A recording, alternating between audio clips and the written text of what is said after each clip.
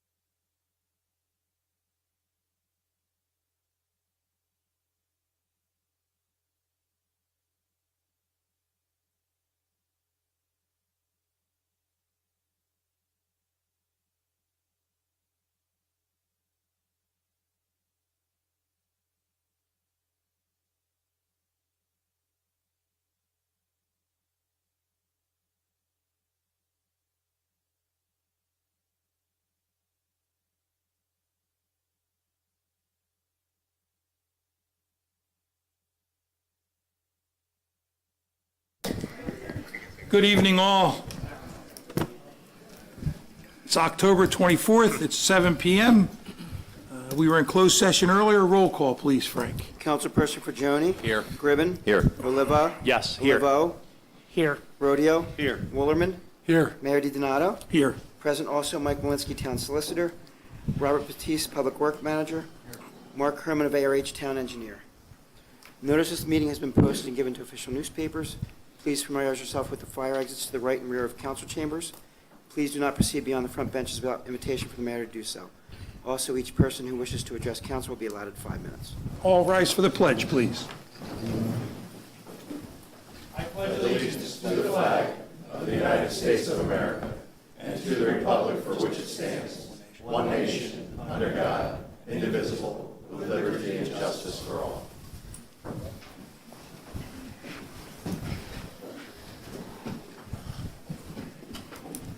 Two opportunities for the public to be heard.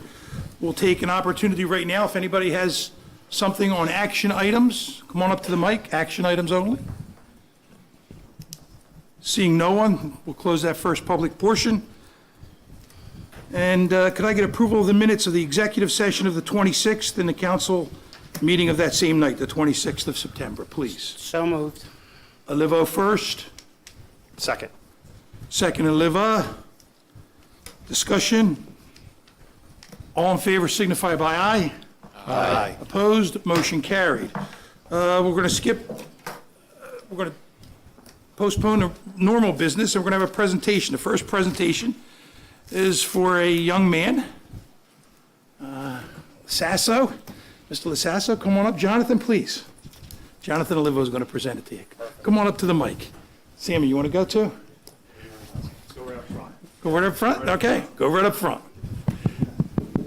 Want to have mommy and dad up here and grandpa? Everybody's Tell them to welcome. come on up. Tell them to come on up. Come on up. You earned it. Good evening, good evening. I'd like to invite my fellow councilman, Sam Rodeo, to come up here with me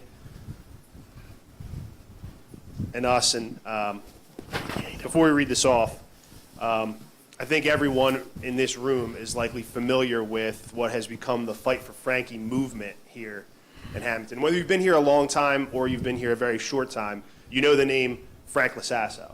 And it may be Coach Frank Lasasso, and it may be ball player Moose Lasasso.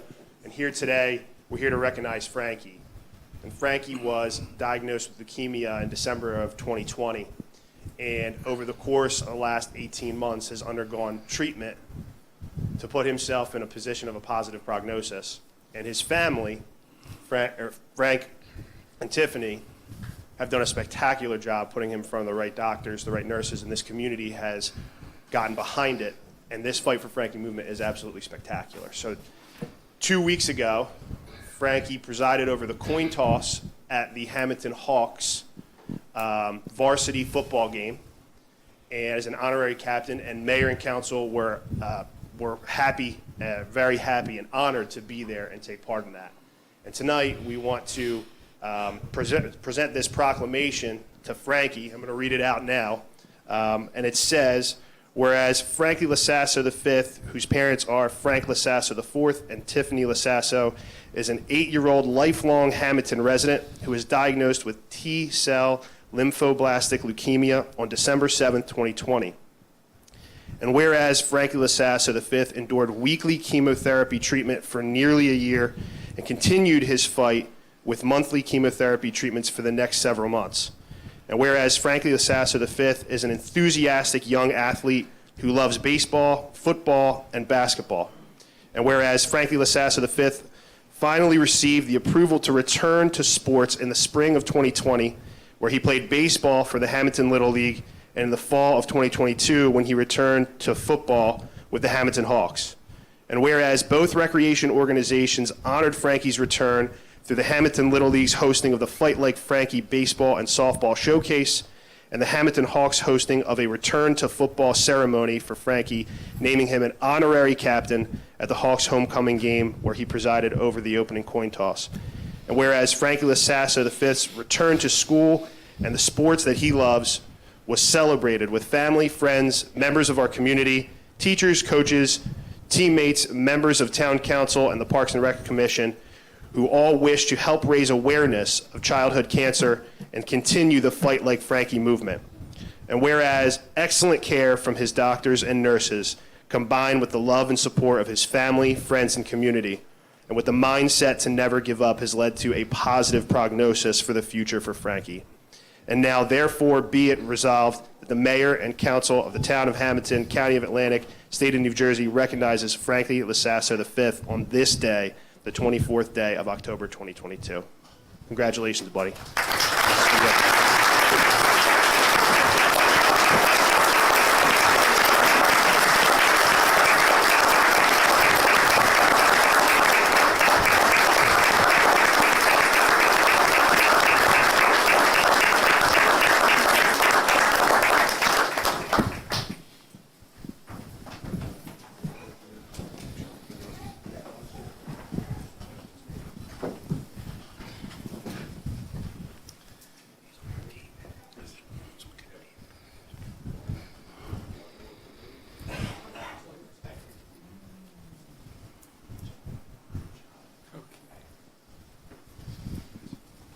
Great job, family.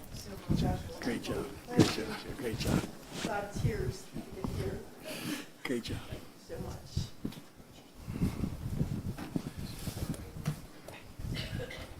All right. While we're dispensed with the regular order of business, we're going to bring the police chief up. I believe he has an officer retiring and an officer starting, right? Yes, good evening, Mr. Mayor, Council.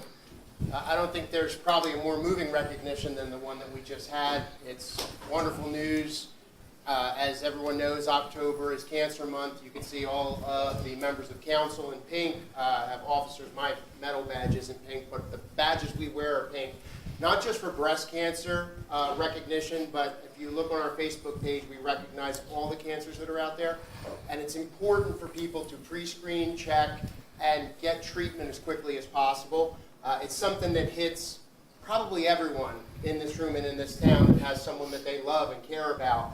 And again, early detection, that's the key to it. You get in there, you get treating right away, and that's how we all conquer it, and we're going to beat cancer. All the officers, myself included, we get together, we make a donation each year to the Hammonton Cancer Foundation. We'll present that at the end of the month. So it's a great thing. I hope everyone supports our Hammonton Cancer Foundation and supports their loved ones that are afflicted with this nasty disease of cancer and beat it. All right, the first presentation that we have, I would like to recognize someone who has been in our department from way back when, and I can say this because I'm in '93, from way back when in 1990, he started with our Hammonton Police Department. He has served the community for 33 years, reaching the attainment of captain, at which that point he has retired as captain, and it's fitting to notice and recognize someone dedicating that much time of service to our community. So I am going to call forward, now I can say now retired captain, Mark Fiorentino, but Mark Fiorentino, we have a plaque to present to you on behalf of our Hammonton Police Department. It is for Captain Mark Fiorentino, badge number 956, in recognition of 33 years of dedicated service with the Town of Hammonton. I would like to present this and congratulate you on achieving this goal. And as every other family member, I don't let anybody leave without it. This is one of his duty shirts that he wore. I make a shadow box for everybody just so that they, no matter where they wind up in their travels and in their retirement, they always take a piece of our family with them. Congratulations, sir.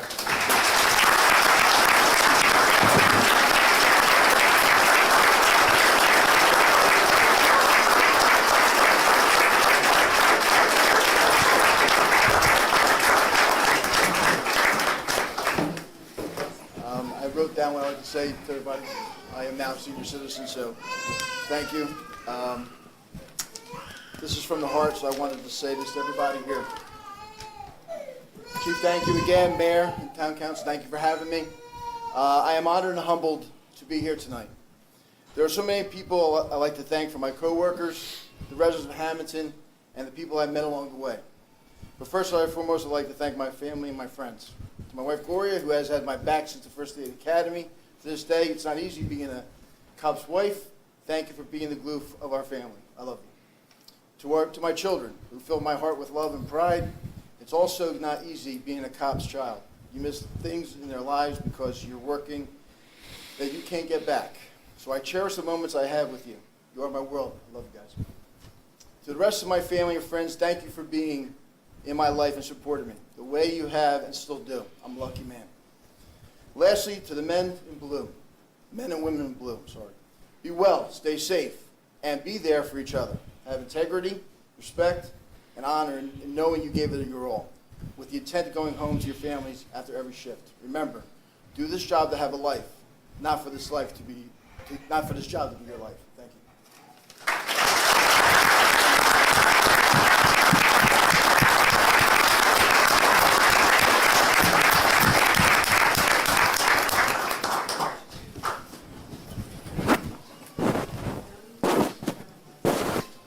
Captain.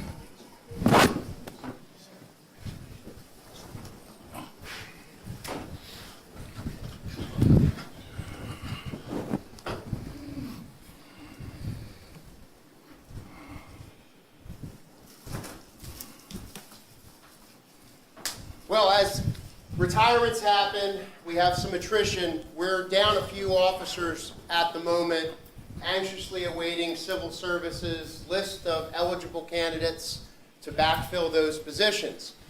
In the interim, we've decided to start back our Class 2 program. When COVID struck, courts were shut down, and we had a few people that were Class 2s that were on the list and wound up being hired as full-time officers. We let our Class 2 program go by the wayside. Our Class 2 program has started back up with the advent of hiring retired officers as sworn Class 2s for our public school system as an SRO. And also we are going to be providing Class 2s to help augment our patrol staff. So through our interviews, we came up with a very wonderful candidate who is a graduate of the Hammonton High School. She is currently attending Rowan for her bachelor's degree. She served the city of Ventnor as a Class 1 officer, and last year, well actually this summer, served the community of Stone Harbor as a Class 2 officer. So I am asking Mayor and Council's approval for hiring Class 2 officer Alexandra Mardell. Okay. Thank you, Chief. Could we get a motion from council for that hire, please? I'll put that in form of a motion. Olivo first. I'll second that, Mayor. Rodeo second. Discussion? Roll call, please. Councilperson Fagioni? Yes. Gribbin? Yes. Olivo? Yes. Olivo? Yes. Rodeo? Yes. Willerman? Yes. And Mayor DiDonato. Yes, motion carried. Come on up. And you can bring with you family members if there's anybody. We'll swear you in and...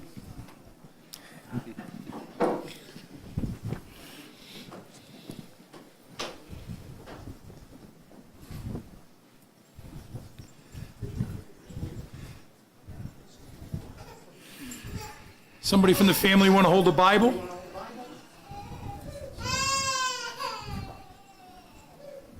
Come on in around her. Come on in behind. Come on, family, come on up. Get in the picture, yep. Get in the picture. Come on around, button the back. That's it, there you go. There you go. Right on around, that's it. That's all right. Get up front then. Step up front. Yes, sir. Go ahead. I, Alexandra Mardell, I, Alexandra Mardell, do solemnly affirm do solemnly affirm that I will faithfully, that I will faithfully, impartially, impartially, and justly perform and justly perform all the duties required of me all duties required of me as a special law officer, as a special law officer, actually law enforcement officer, that was Law me, for the town of Hammonton, for the town of Hammonton, according to the best of my ability. according to the best of my ability. I further affirm I further affirm that I will support the Constitution of the United States that I will support the Constitution of the United States and the state of New Jersey, and the state of New Jersey, so help me God. so help me God. Congratulations.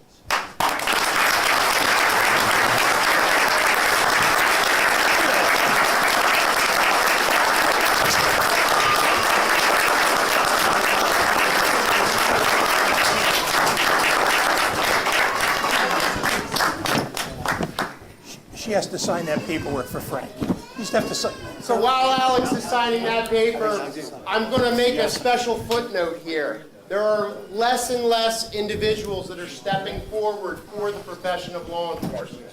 And I want to say that it takes great courage and dedication to step forward for that. It's not always the best light to be your brother's keeper or your sister's keeper. And I applaud someone of her youth stepping forward to begin that 30-year career. Alex also took our civil service test, and I'm more than sure that her name is going to wind up high on that list.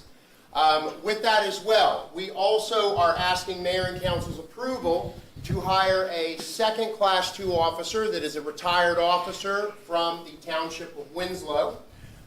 He served his 25-plus years there, retired there in good standing, has completed a background check here, and would complete our cadre of 2 officers, 2 retired Class 2 officers, to provide security for our elementary school and our early childhood education center. So I'm asking Mayor and Council to approve the hire of Joseph De Laurentiis. Could I get a motion from council for as mentioned, please? I'll make that motion, Mayor. Rodeo first. Second the motion?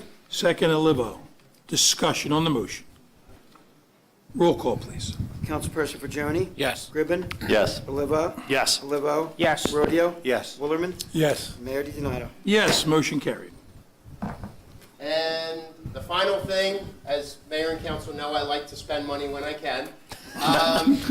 Our civil service list that has come out, we've received some of our promotional list results. And I'm asking at this time Mayor and Council's approval to proceed forward with our interview process to make the promotions to lieutenant and the promotions to sergeant that we currently have voids for. Motion from council. So moved. Olivo, Rodeo, discussion. All in favor signify by aye. Aye. Opposed? Motion carried. And that's enough for me in the special portion. During Law and Order, I'll update the public with anything else we have. If you want to do it now, then we'll take a quick recess. Okay. Fine with me, Mr. Mayor. A couple points of interest. We have our Halloween parade coming up on Wednesday evening. I expect there's going to be a very big turnout for the Halloween parade on Wednesday evening. And with it happening, just ask that people abide by the no parking that's out there. This way we can keep the route safe and the cooperation of everybody involved, getting everyone to muster for it. Also, we have our Halloween trick-or-treat on Monday the 31st. On the 31st, it'll be in the evening from 5:30 to 8 p.m. Just asking that members of the public, if you are participating in it, please either be outside on your front porch or have your front porch light on so that people are aware that you're participating. If you're not participating, recommended to just leave your porch light off. Stops people from coming up, ringing your doorbell, annoying you, making your little dog bark. So we don't want that happening. I want you to have an enjoyable Monday evening.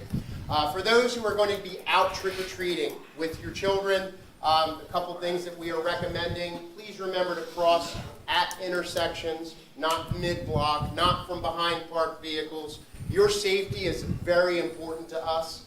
We're going to have extra officers on patrol. We also recommend that while you're out there, it's great to wear some scary little costumes, dressed up like a, Frankenstein or a zombie. Have something reflective or have a light with you. This way you can be seen. New Jersey leads the fatal pedestrian accidents in the United States, and I really don't want Hammonton to be on that list. It's not a very pleasant thing, and especially if it's the life of a child that gets lost.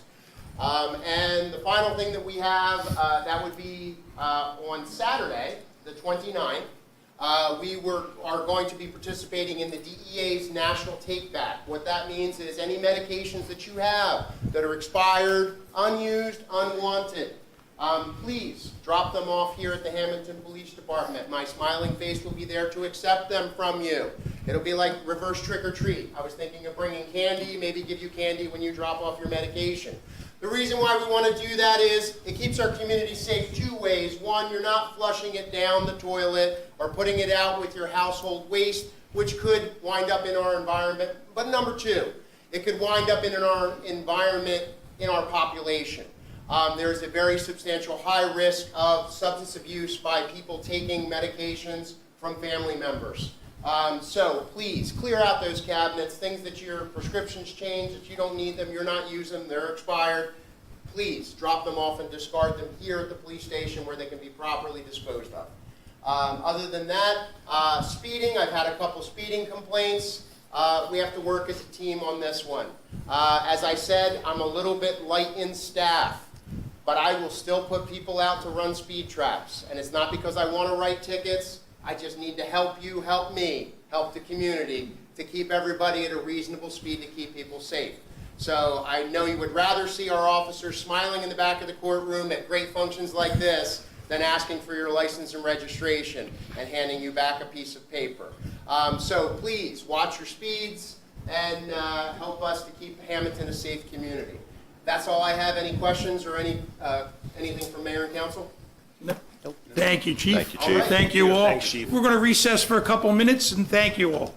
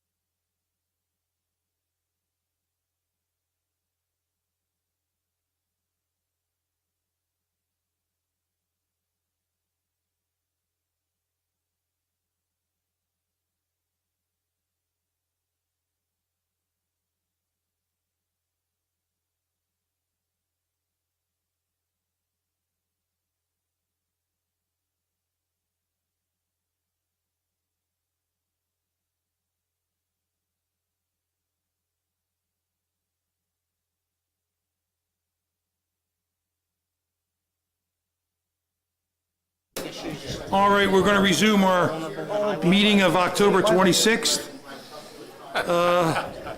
With that, I think we have some folks here from the church. They would like to discuss Vine Street. Let's do that now while we're on dispense of regular order of business. This way you don't have to. Please. Thank you so much. Thank you. Thank you, Mayor and Council, for Can you state your name and address for the record, please? Yes. My name is Tiffany Bruno Travia. Do you want the church address or where I actually live? Where you actually live, please. 312 Winding Way. Thank you. Thank you for taking time to hear from us this evening. Again, my name is Tiffany Bruno Travia, and I'm currently the pastor at the First United Methodist Church of Hammonton, located on the corner of Bellevue and Vine, or Schoolhouse Lane, as it's been so called. I began my appointment there on July 1st. On August 15th, we received a letter from Think Pavers in our mailbox stating that roadwork would begin on Schoolhouse Lane, and that was our first and only warning that this work was going to begin. The letter stated that they would do their best to minimize any inconvenience associated with this work. It also stated that cars would need to be removed from the roadway between 6:30 a.m. and 5:30 p.m. Given this, we were under the impression that the roadway would be passable.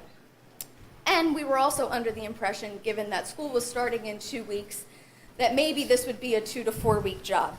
Now, I understand that there were setbacks, but here we are 2 months in, and there is no definitive end in sight for this project. Friends, we are not just some business coming here to complain about being inconvenienced, as this has been far more than an inconvenience. Just like St. Joe, our property was also flooded and damaged. However, unlike St. Joe, I have had to jump through hoops to be seen or heard about these issues.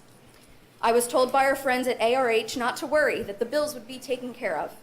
And after a $7,000 plus bill from ServPro, issues getting ServPro out of our driveway because the road is not passable, I have not received a call back. I have called ARH no less than 6 times, left voicemails where I've been consistently kind, trying very hard not to lose my blessed Christian witness over all this road work. But it has gone to no avail. We also have drywall that needs to be repaired, molding that we had just put in place not long before I got there, that all now has to be replaced once again.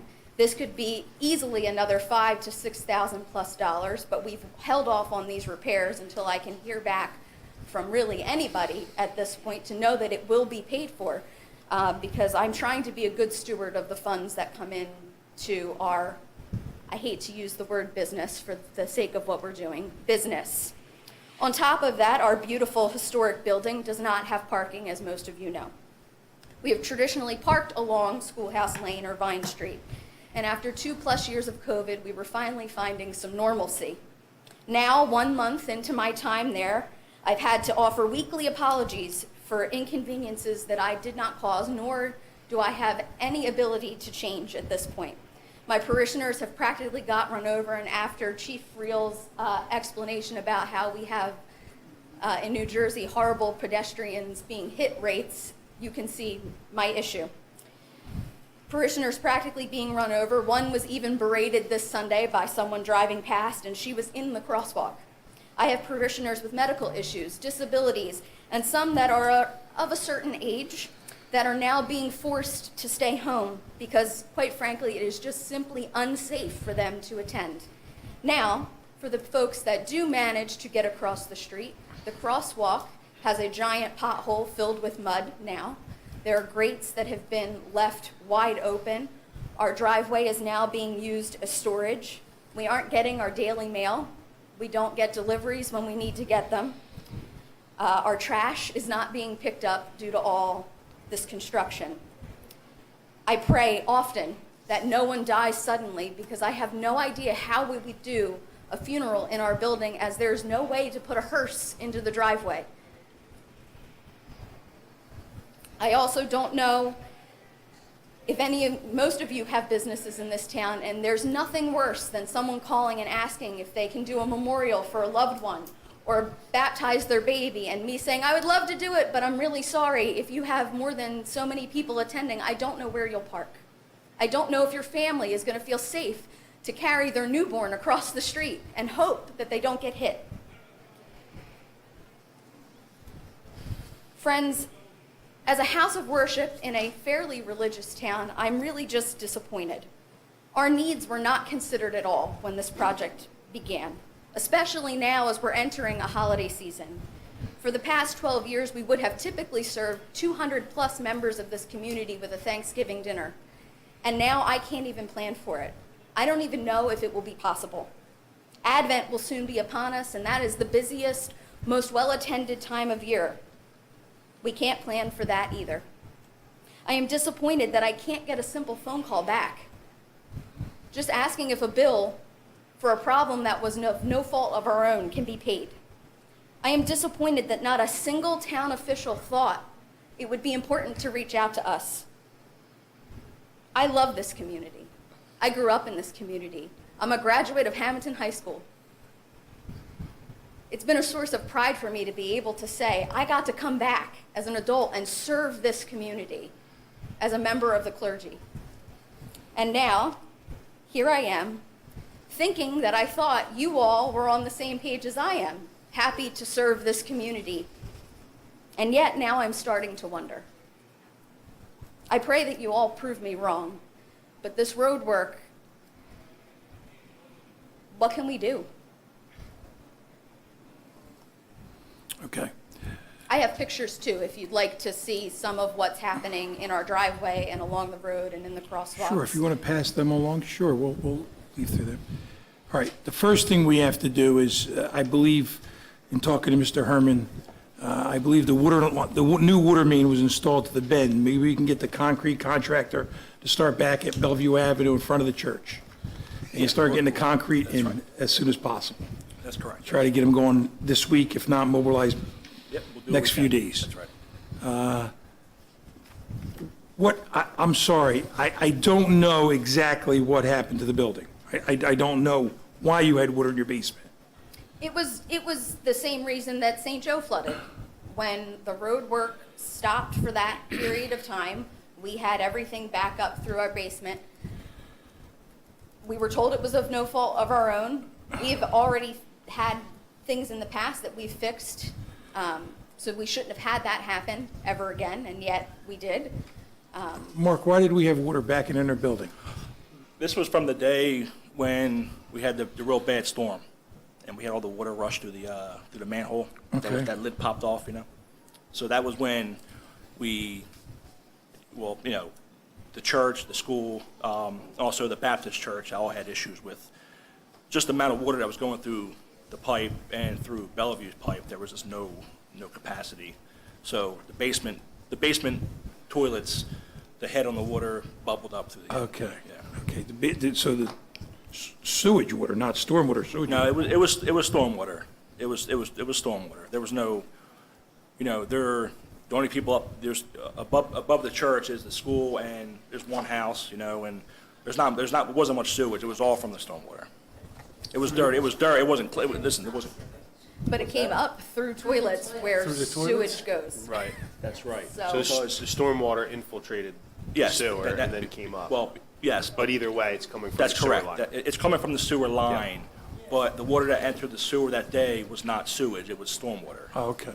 And Mark, that's when the contractor left the open hole. That's correct. So- The casting on the manhole was not secure, and when all the water came that one day, it rushed into the unsecured manhole. Okay, so has the contractor agreed to pay these bills? I've sent everything over to them. Yes, I've sent everything to them to, at that point, it's their, it's Okay. it's their So- responsibility, and I've been on them to address, because I have another one. I have two that I got to have addressed. Okay, so what we're going to do is we're going to hold up the contractor's money until such time as he allocates money to pay for these damages. Right, we could do that? Yes. Right? And that'll solve the financial burden. Let's do one at a time. Hey, Mark, I do have one question, though. We have not communicated back with them at all? I don't know. I honestly don't know about. I never heard 6 times. I never got 6 messages. Oh, I've you're only gotten Mark one. Herman? I am Mark. Okay, I did leave messages for you. The last time I called, it went right to your voicemail. I hung up and I called right back and I told your secretary, or the secretary that answers the phone, I said, I really appreciate that the voicemail got me again, but I'm not leaving another voicemail. I really need to speak with someone. And she said, oh, no problem. I will send him an email. I said, okay, here's my name, here's my phone number, here's my email, here's all my things, and nothing. Yeah, well, I apologize for that. I've only received, we talked one time. Yeah, I did And the second speak with time you I once. I got a note that you had called, and I immediately called the contractor and said, where are we with this invoice? So, Okay. but if there's other ones that, I'll check when I get back tomorrow, but Yeah, I've only, like I said, I've only spoken to you once. But Yes. the other times, I did not get any message, or I would have called you back, or I would have come out into the church. I'm there almost daily, so I would have popped in, but I'll correct that. No, that's fine, and that the invoice from ServPro is the invoice. They Yes, said they that's can correct. be paid right from that. And that, I've submitted that to because it typically will be considered a claim to the Okay. contractor. So I submitted them, I said, this is what we have from the damage from the storm, and it's the responsibility to address that. So- Okay, and we will have another invoice for the rest of the work, Okay. probably after Halloween. All right, yeah, whatever you have, forward it to my attention, and I'll get it to the contractor right away. Okay, And I'll work with Mr. Malinsky as well to make sure that's taken care of. okay. When will this project be buttoned up by this contractor? When do we have to approve the next payment? Tonight. When? It's on the bill list for Well, tonight. wait, why don't we make a motion to approve contingent on them squaring up these bills? Because this is going to have to go to their insurance company, I would assume, right? Unless they, yeah, I would. Unless I would they're gonna assume write a check for yes, it. Yeah. But this isn't the last payment, right? This isn't their last payment, but no. Or do you hold up their last payment?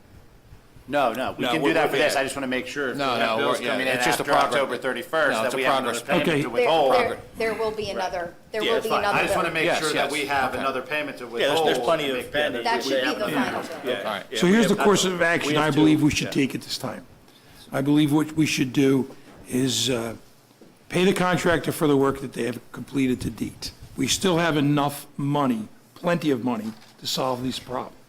Secondly, I believe we should get them to agree to start concrete work this week at Bellevue Avenue, working east, so to speak, down Vine, and then make the bend. And then, once they get to the bend on both sides, they should have to DGA that section past their driveway.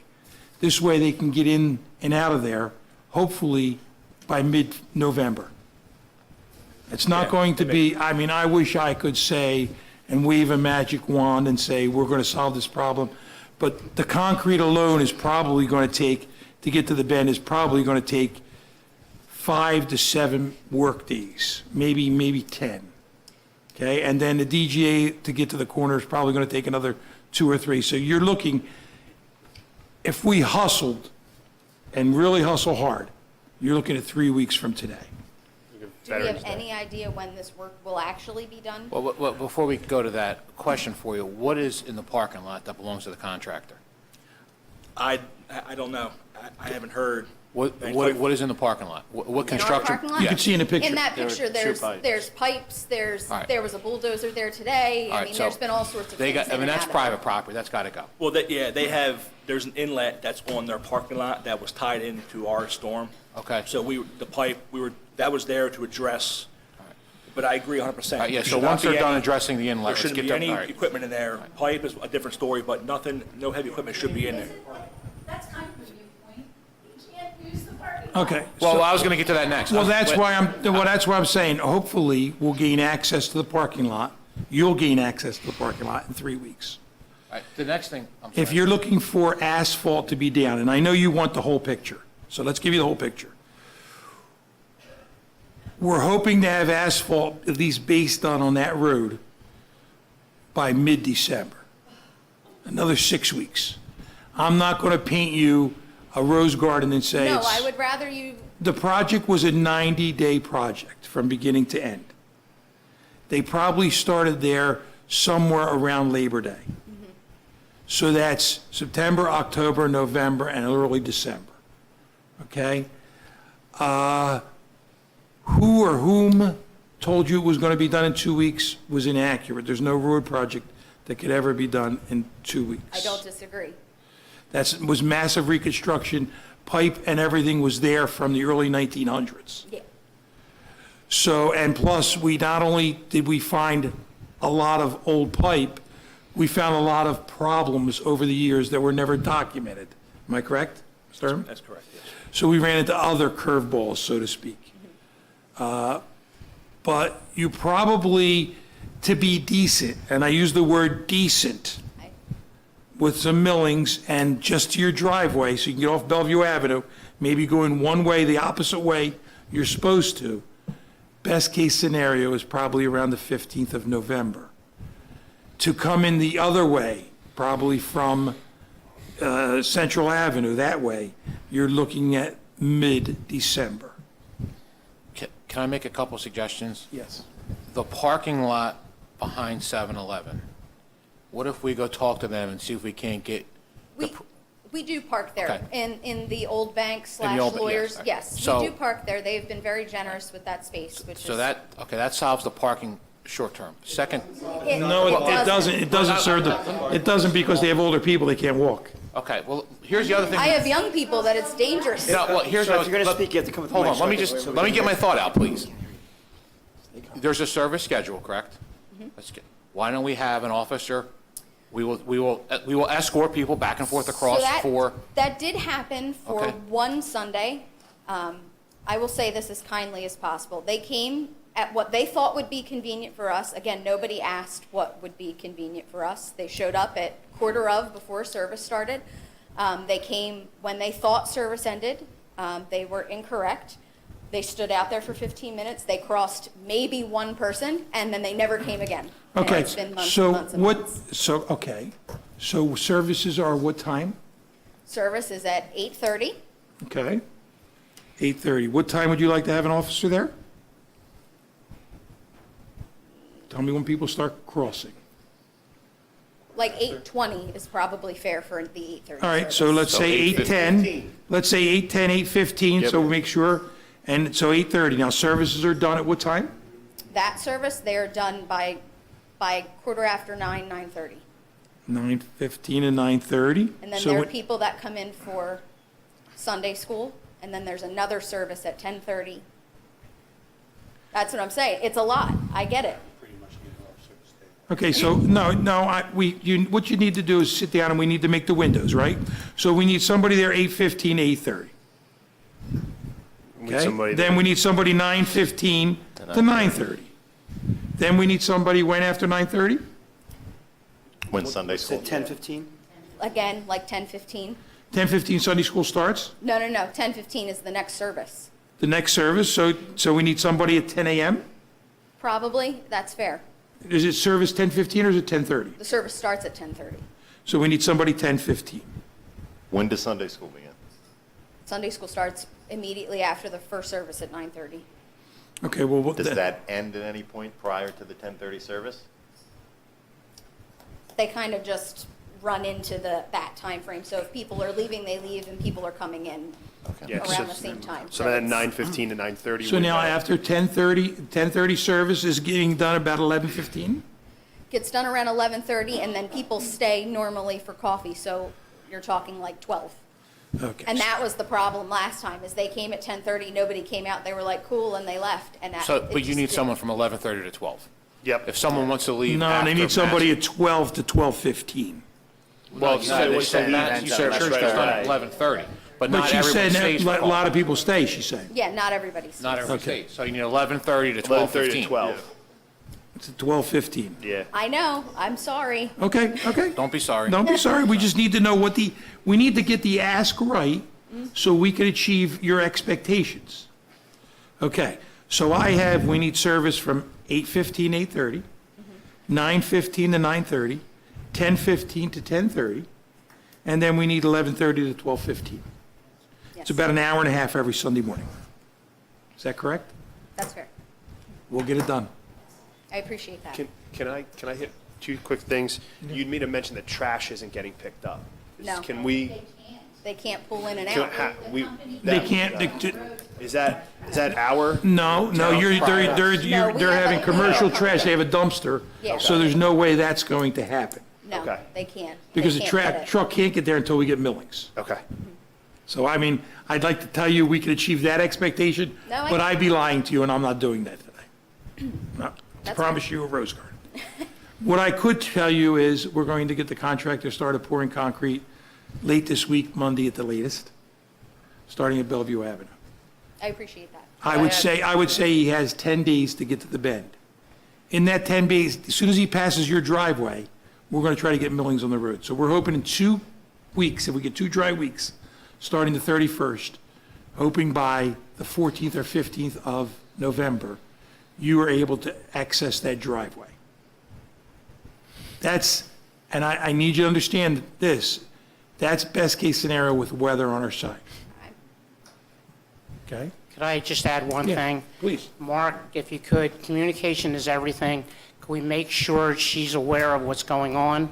Whether you update her, every 3 days or whatever it may that's be. fine, yeah. But please make sure you get in touch with her and let her know what you find out of what's going to happen over the next couple of days. So. Will do. Okay, please do that for us. If you want to do that by email, please CC me. Yep. Yeah, that'd be great. I wish I would have known you needed the parking lot. I could have had them, we could have took care of that before. I mean, it would have been easy to do that. I mean, I could have opened the parking lot up. I mean, I just, Yeah, I would like to see if in the next 2 weeks, if they could do a better job grading. Yeah. So we could open that parking lot like almost immediately. Yeah. And then jockey around pouring concrete, Yeah. And one other I suggestion. want to publicly apologize to yourself and your congregation.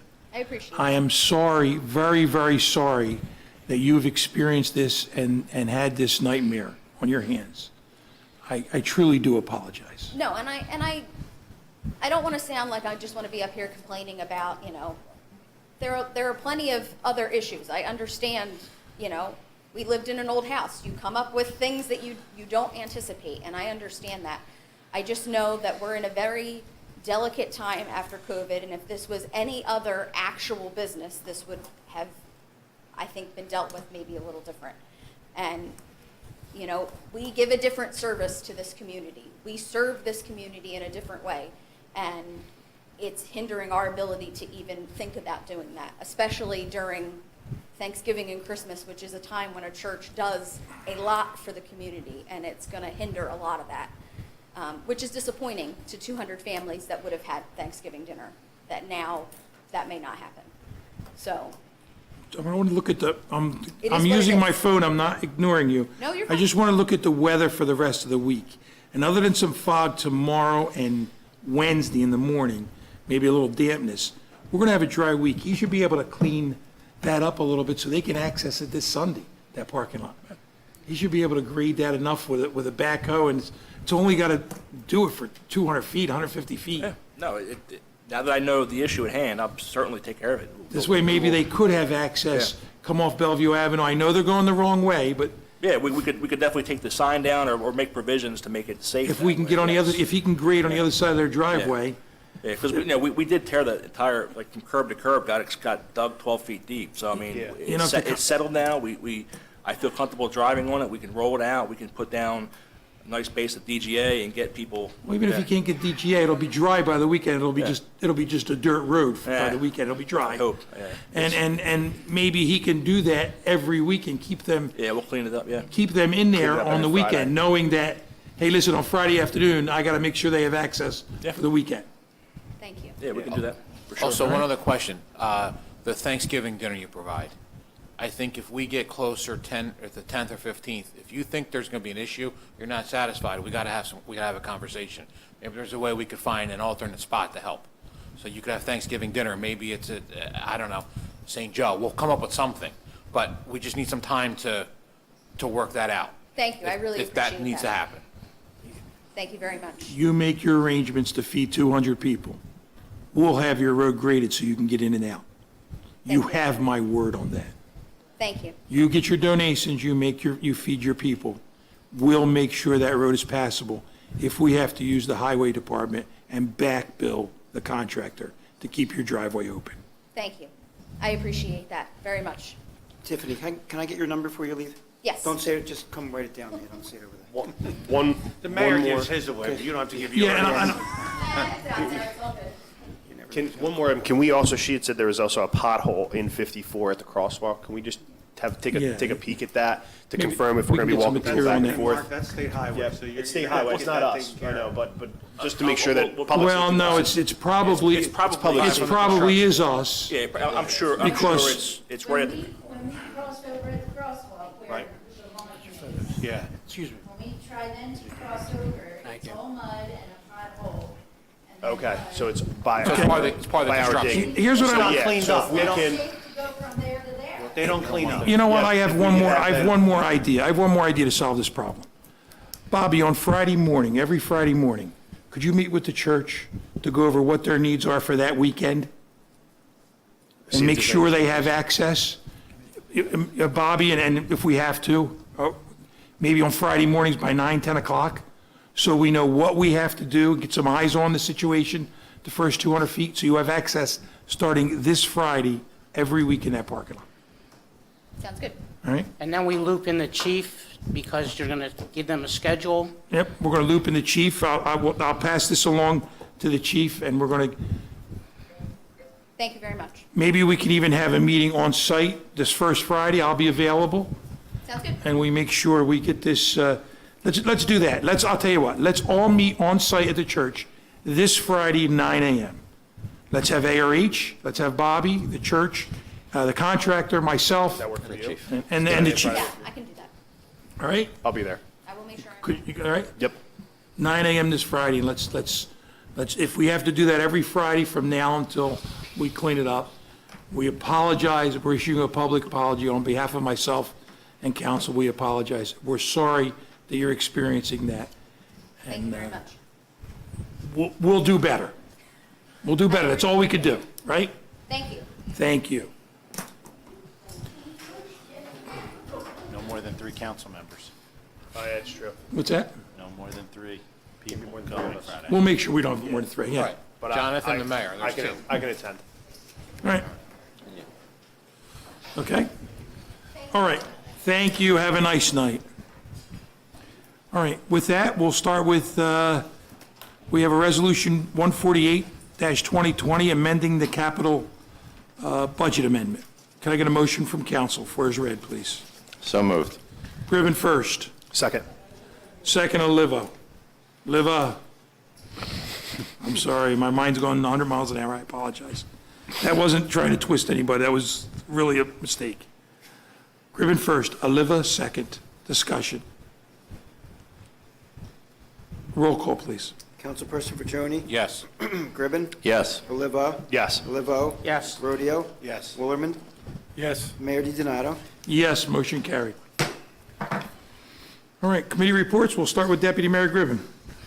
Thank you, Mr. Mayor. The Administration Committee met this past Wednesday, October 19th, and while we discussed several issues, there are no action items at this time from that meeting. I do have, well, being the chair of administration, I do have the, I guess, unfortunate job of notifying our residents about the tax dates. Tax and utility bills are due November 1st. The tax office is closed on Election Day. That's November 8th. The last day to pay your taxes without interest is also the last day to pay by credit card or personal check on all 2022 water and sewer and tax balances. That is November 10th. That is Thursday, November 10th. Friday, November 11th, the tax office is closed for Veterans Day. After that date, after November 11th, all payments must be made with cash, cashier's check, or money order, and all payments will be accepted up until midday on Tuesday, December 27th, prior to the tax sale beginning electronically on Wednesday, December 28th, 2022. And that information will also be on the town website and posted on Channel 9. That will conclude my report for this evening, Mr. Mayor. Thank you. Thank you very much, Deputy Mayor Gribbon. We'll jump over to business and industry. Councilman Oliva. Thank you, sir. So last Wednesday, the Chamber of Commerce held its Wine and Beer Expo at the Cathedral. I'd like to thank all the volunteers, including the members of the Chamber of Commerce, as well as Main Street with John Ruffalo, Bob Bucknam, and Cassie Icovelli for their outstanding work, and there was a number of other volunteers as well. Last Thursday, I attended a ribbon cutting at El Morro Restaurant. It's located on North Egg Harbor Road. They serve Puerto Rican food. The place looks great the way they fix it up. I was able to sample the food as well, which was excellent. I advise you all to stop in there. One of the best parts about being on Business and Industry is I do have a fun committee. Don't spend money for the most part. Go to a lot of ribbon cuttings and get to meet a lot of people that are opening up their new business. So that's the fun part of the job, I must admit. The past Saturday, it was downtown trick or treat. It was a huge success thanks to the business owners for participating and along with other volunteers as well. Coming up on November 5th is the Green Day Festival, which was rescheduled from a previous date. That's going to be from 12 to 4 on South 2nd Street. On 11/12 is Downtown Open House. The third Thursday is of 11/17. The theme is Grateful. It's Customer Appreciation Day. November 26th, that's Small Business Saturday. 12/3, I know I'm stretching into December, will be our downtown tree lighting. Also upcoming, Marquez Meats will be opening soon on 17 12th Street. As soon as I get a date on that, I will advise you of that. I want to mention something from the Arts Committee. They have a project that's called Inside Out. It's on the wall of Marquez, where there's photos of Hammonton Latino portraits will be on display on the side of the wall with the faces of the Latino community. Also, from the Hammonton Drug Alliance, just mentioned a few dates. Thursday, October 27th from 4 to 5 is pumpkin decorating.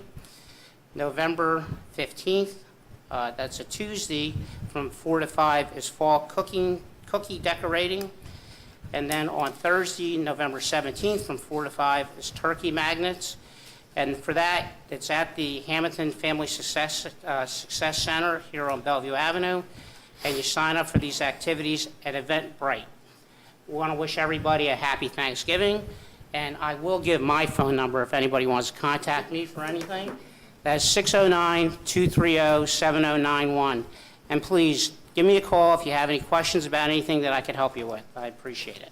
Thank you, and that concludes my report. Thank you, Councilman Olivo.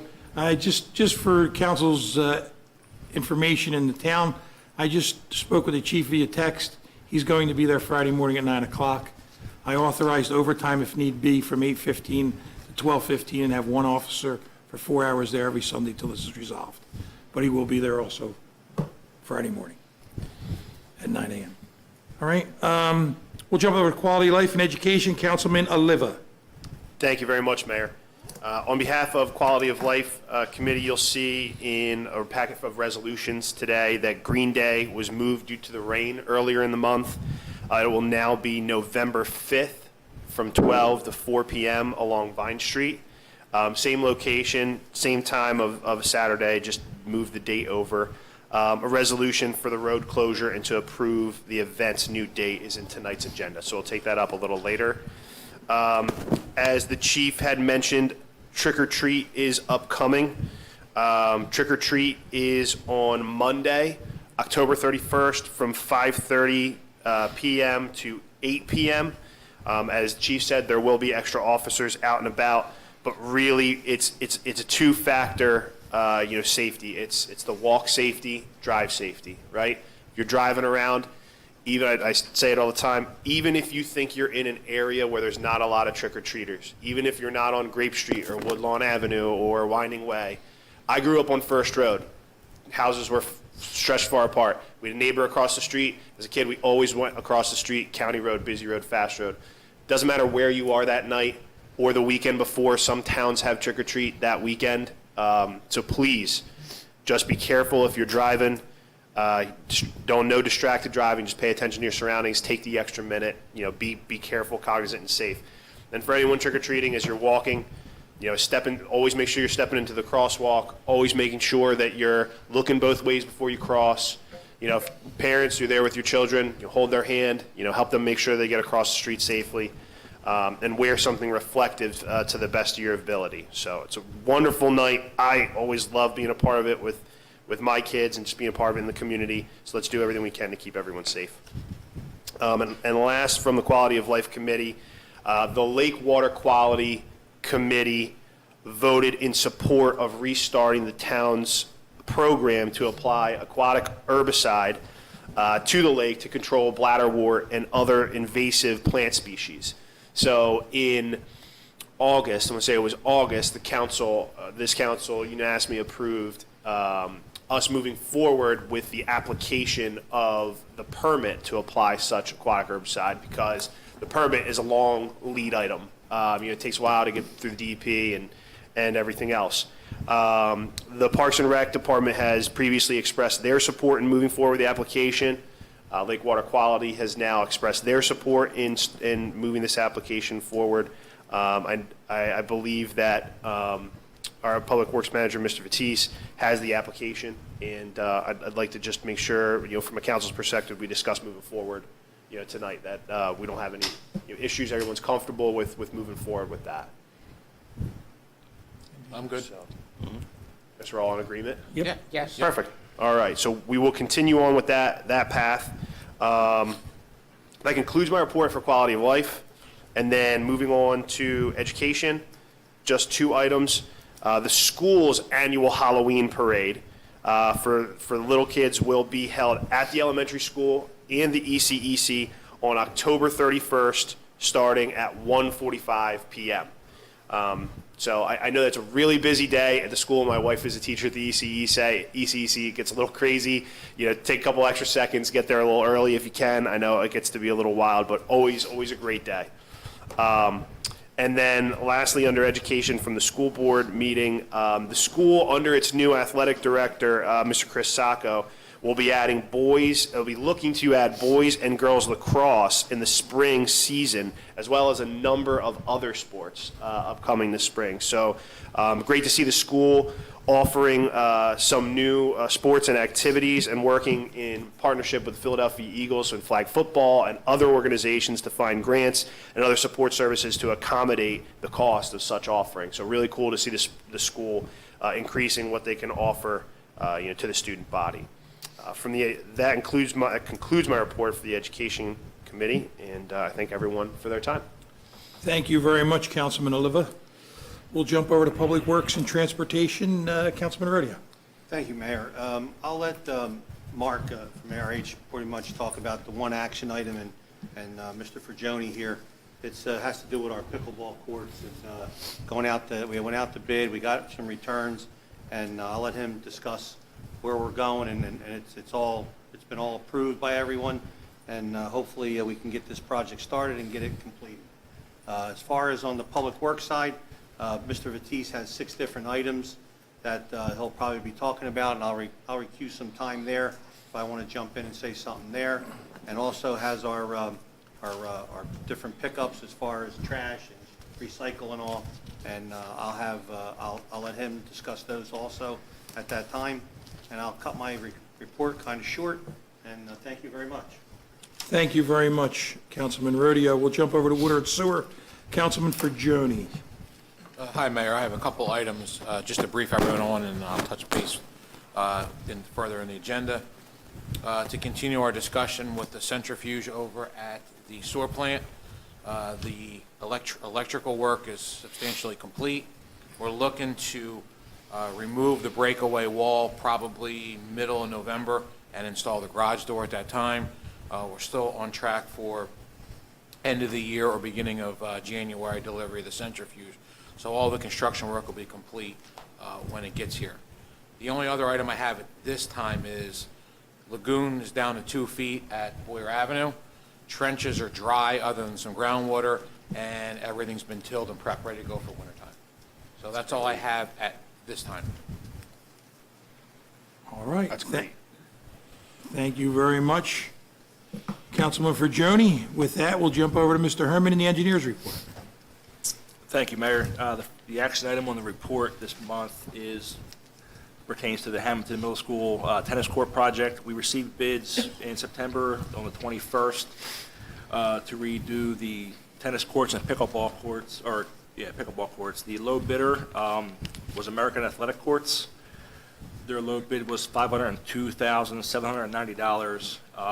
We submitted a recommendation of award for consideration by council. So the action item would be, if so inclined, to award a contract to American Athletic Courts for $502,790.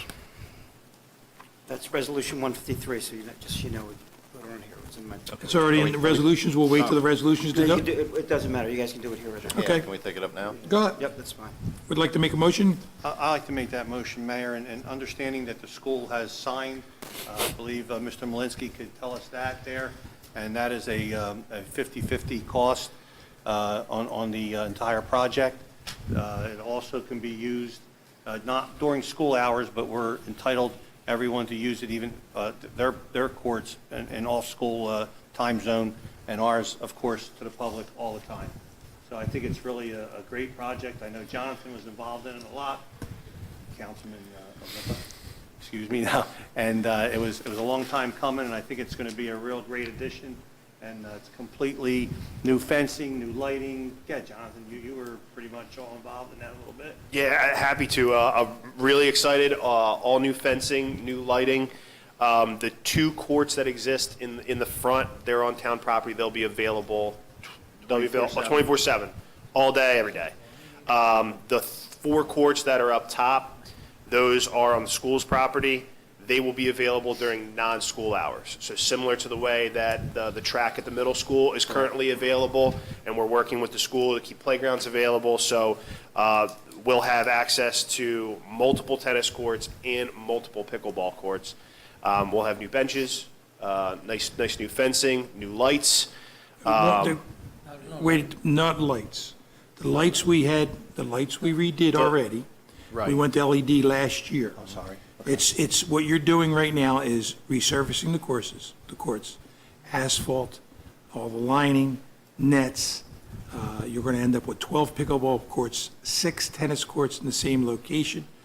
If you all be able to use 2 tennis courts and 4 pickleball courts 24/7. The school has access to the other 4 and the other 8 pickleball courts during school hours. We will have those other 4 tennis courts, those other 8 pickleball courts, nights and weekends.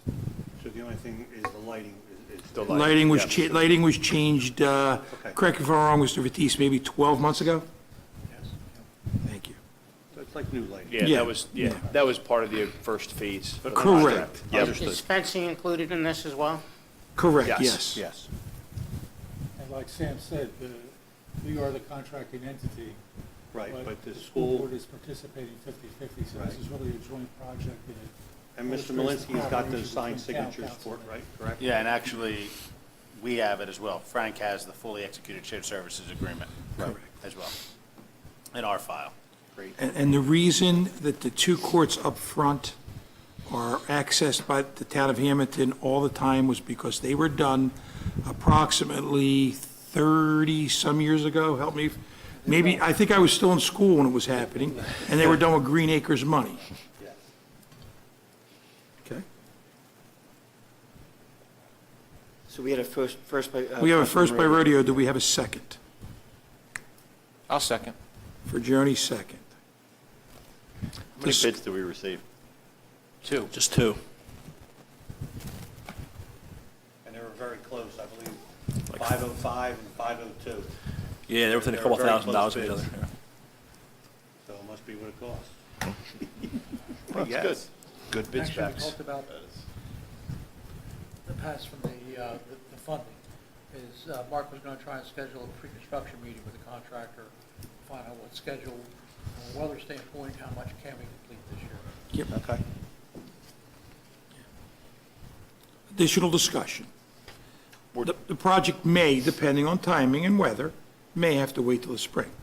Let's get all our ducks in a row, and this way we can hit the ground running, worst-case scenario, sometime late March, early April. Let's see their availability, also the company that got awarded the Yes, sir. project. Yes, sir. Or see what they can do this year. Maybe Right. they can do some of the work before winter sets in. Absolutely. Okay. Additional discussion? Roll call, please. Councilperson Fagioni? Yes. Gribben? Yes. Oliva? Yes. Olivo? Yes. Rodeo? Yes. Woolerman? Yes. Mayor DiDonato? Yes, motion carried. Okay, that's all I have as far as action. Brief update, as you probably have seen, Valley Avenue has received the base paving. We ramped up all the driveways and manholes and utility valves, so that's done. What we're going to try and do, we took some compaction tests as we, earlier as we paved, and everything looked really good. But I'm going to review them, and if I find any areas where I think maybe we need to add some additional ones to confirm we have good compaction, I'll get some tests. The idea would be if, when we're base paving Schoolhouse Lane, to do the top coat at the same time on Valley, so that way we can get that dressed up for the winter, so we're not dealing with snow and plowing and that nature. The contractor's cleaned up out there. We have topsoil and seed down. Everything should be really good. The grass was coming up really nice. It's mainly this punch list items at this point. Once the paving's down, we'll get it tested per DOT requirements and put that project to bed. Yeah, and just to jump on what Mr. Herman said, I don't think it's realistic, as long as we have decent compaction there, to wait. The way that gutter's built, if we were to try to plow that, I think we'd be in for I think we'd create more of an issue than it's really necessary. So I agree. If we have good compaction, we can go, by Thanksgiving. Yeah, we haven't excavated in a long time, and the last utility we did was lining the sewer. We've driven on there with the trucks for the concrete. We rolled it, put DGA down first. It's really tight, but obviously before we do the final surface, we want to make sure completely. So if I see any holes in the testing we did, if I think we need some more, I will grab it. But I agree 100%. Last thing I want to see is any concrete get chipped away or hit a casting. It wouldn't be good. So that's the game plan for that. Schoolhouse Lane, we've talked quite a bit about that. I will push starting tomorrow, to get concrete scheduled, get that cleaned up on that end. I do think we are far enough along where we can make that work. We're through St. Joe's issues. We took care of all that. I'm satisfied with the connections at St. Joe's School. So we get the water main installed, tested, pressurized, and start with the final, the concrete and the paving. And let's just, back to St. Joe. We had a meeting last week, was it? Yeah. 2 weeks ago. We videoed the lines in the parking lot, trying to figure out what's going where. As Mark said, I think we got that dialed in pretty well now. We're going to provide a couple extra connections, whether it be sewer and storm and sanitary sewer for them in the future if they need it. We're going to bring those laterals out underneath the sidewalk, so when the time comes they need to tie in, they can.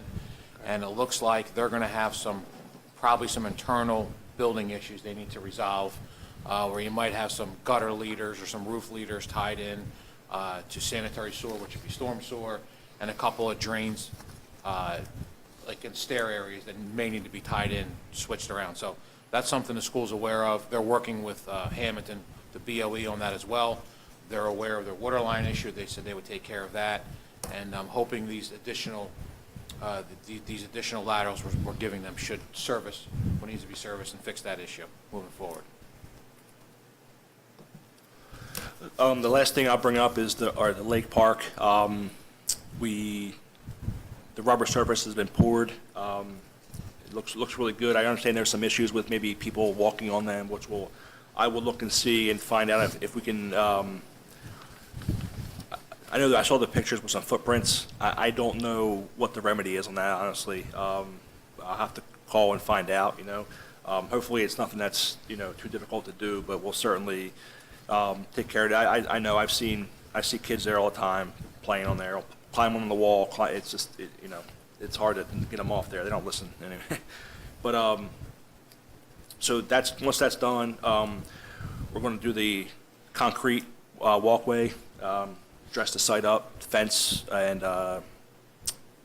striping for the parking lot, and then we should be in really good shape for that project. All right, so Denise and I talked earlier this week, because Denise had a conversation with Mark, Denise Mazzio, that is, Rex leader.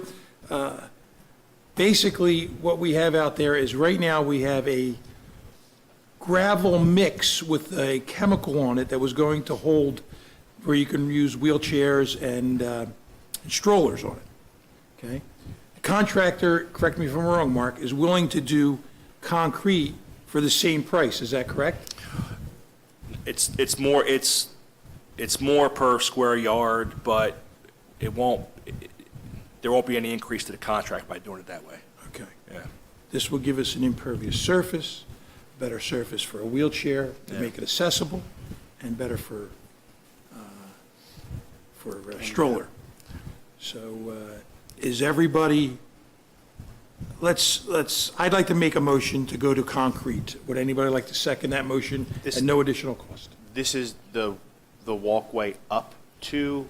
This is the walkway up to the Blueberry, so to speak. Okay. I'll second that.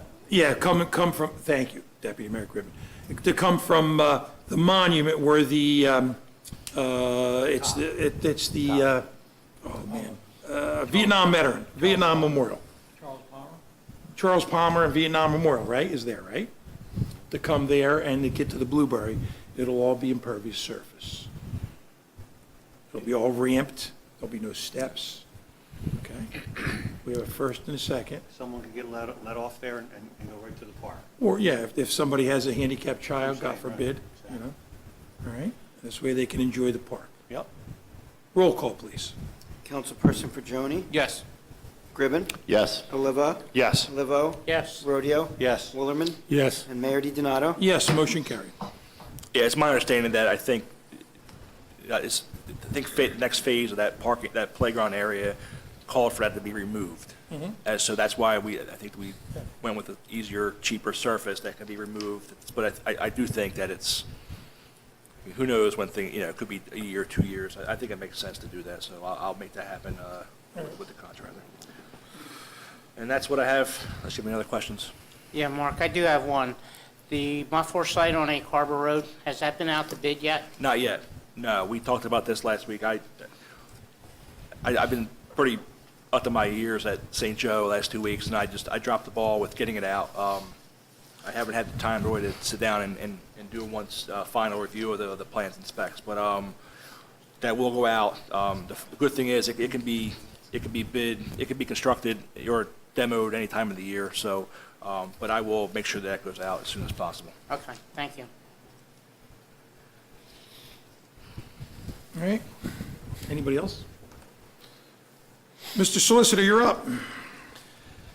I have one action item, and this is really just to clean everything up because it's been a while. If council remembers, in January of 2020, you approved the Form Hammonton Airport Hangar lease and approved the leases for pad sites number 5 and number 6 at that time to Fred TC and David Crescenzo. In May of 2021, you authorized me to send the same form agreement to 3 other individuals interested in leasing, one individual interested in leasing pad site number 4, one individual interested in leasing pad site number 3, and one individual interested in leasing pad sites number 1 and 2. Subject to, of course, the mayor's review and approval, you authorized execution of the same form lease. Just to clean everything up, because it was spanned now over 2 years.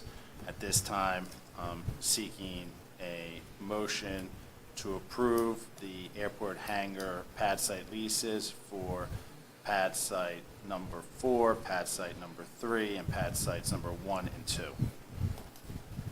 And the only difference, as you remember, from the lease terms between the pad site number 5 and 6 and pad sites number 4, 3, 1, and 2 is that the rent, because pad sites 1, 2, 3, and 4 deal with bigger hangars, the rent was increased approximately came out to about $755 a year. So instead of starting out at $1,005, it started out at $1,800. Okay, a year, and there's 4% increases each year, if you remember. The terms are exactly the same for all of them. You already approved the form back when we did, and you approved the ones for pad sites 6 and 5. And again, I know it's been some time. I just want to clean all this up, because instead of going back to resolutions that were a year old or 2 years old, that we're seeking a motion to approve the leases for pad sites 1, 2, 3, and 4. Could I get a motion for that, please? Willerman first. Second. Second, Rodeo. Discussion on the leases. Mayor, this is consistent with the other sites where the owner of the building, or we own the building. We will own the building. But it's being constructed by a third party who, That is we have correct. nothing to do with the construction. It's a land lease. It's a land lease, correct? Yes, that is And correct.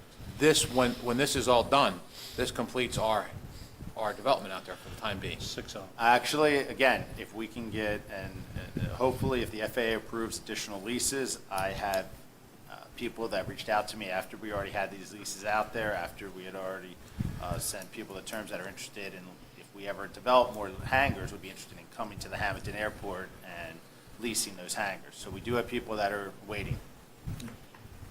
Okay. Yep. All right.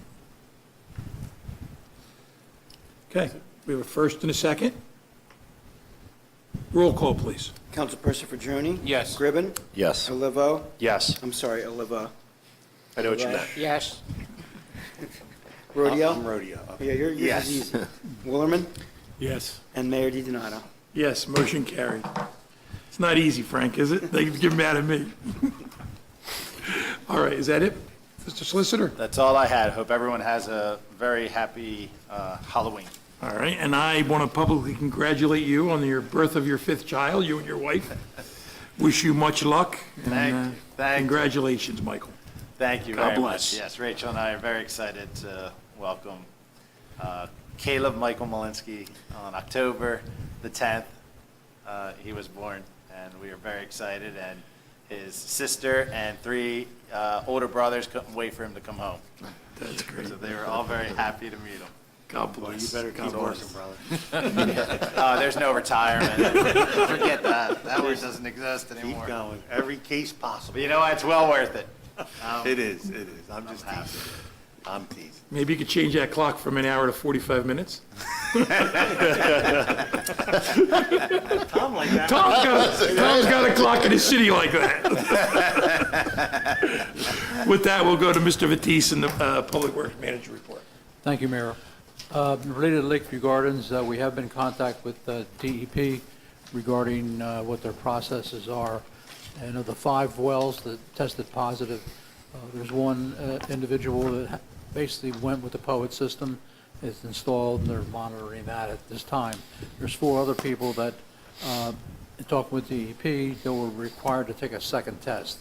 So we'll give them a call, tell them they should complete their second test, see what those results are, and if they are positive, they can get reimbursed for that test amount, and they can also they have to make the application to DEP to join the spill fund.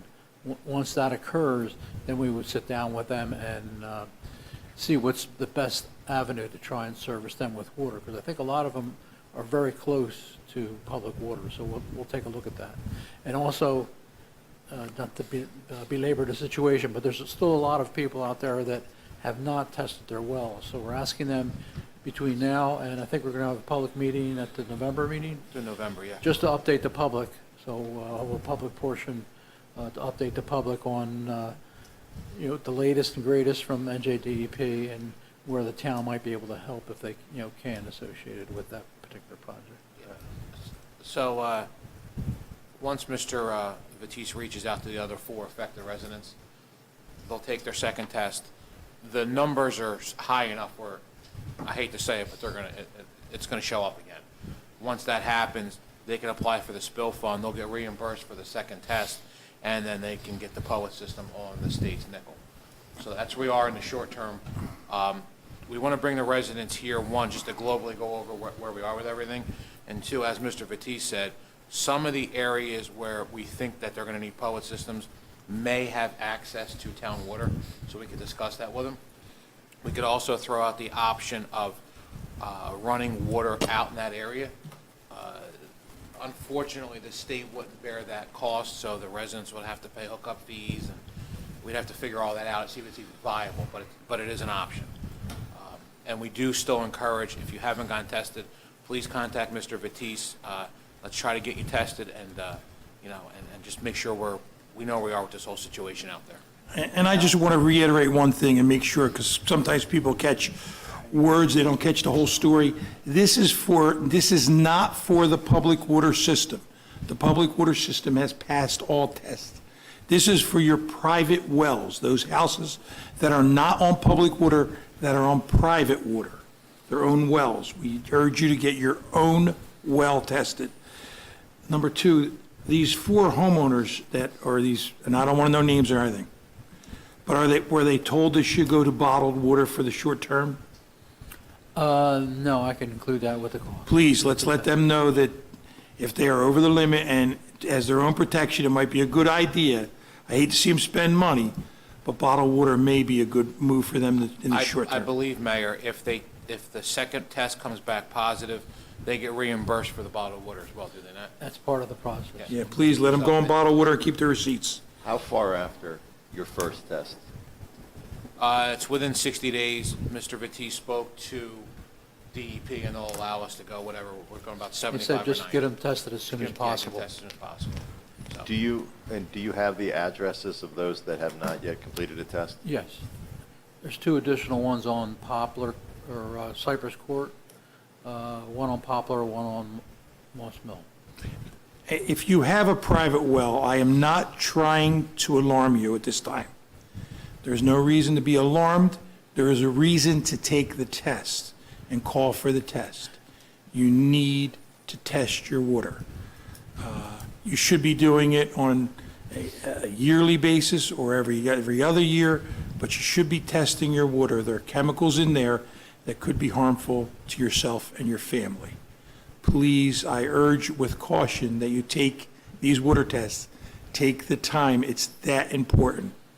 They are talking about some serious health concerns if you have this chemical in your water. It could affect your kidneys, your liver. It's not something to take lightly, gang. Please test your wells. And right now, the area we've identified is the Lakeview Gardens section, as the mayor said. So you're talking about a portion of Cypress, Poplar, Holly, Mill Run, Moss View, and a little section of Moss Mill Road. That's where this area is. That's what we're focused on currently. But also, as the mayor said, if you do have a private well, you should, yearly get it tested, just to make, just for your own, for your own And consider the test that would Yes. At least at this time, they should include test testing for the PFAS.